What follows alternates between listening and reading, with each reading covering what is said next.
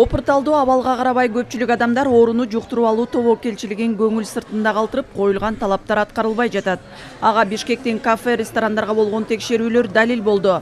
Акыркы 3 күндө 70 коомдук тамактануучу жай текшерилип, жарымынан көбү санитардык эрежелерди сактабай жатканы аныкталып, протоколдор түзүлдү. 1-май районунда Сандык чайхана, Очак кебаб бир топ бузуулар болду. Андан сырткары Ленин районунда 12 тойхана текшерилди.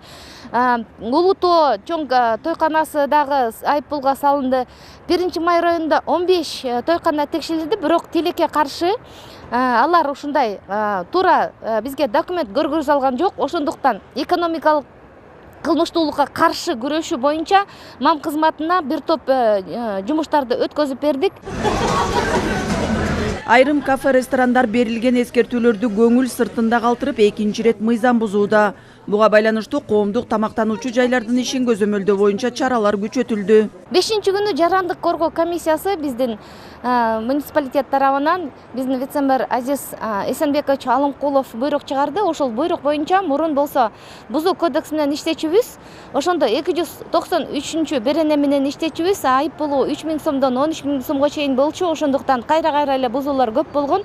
Ошондуктан азыркы учурда Жоруктар кодекси менен иштеп жатабыз, анан кийин кылмыш жана кодекси менен иштеп жатабыз. Чектөөлөрдү сактабай коюу, тартип бузуу фактылары 2 жолу аныкталган учурда жазык кодексинин 280 беренеси санитардык эпидемиологиялык эрежелерди бузуу боюнча кылмыш иши козголот. Тагыраагы 1 эреже бузууда айып жана эскертүү берилсе, 2 жолкусунда ошондой эле айып салынып, кылмыш иши козголот. Кыргыз Республикасынын кылмыш жаза кодексинин 127 беренесинин 1-пункту боюнча Кыргыз Республикасынын кылмыш жаза кодексинин 280 беренесинде каралган жоруктар жана кылмыштар аныкталганда Кыргыз Республикасынын жазык процесстик мыйзамдарына ылайык тиешелүү чаралар көрүлөт.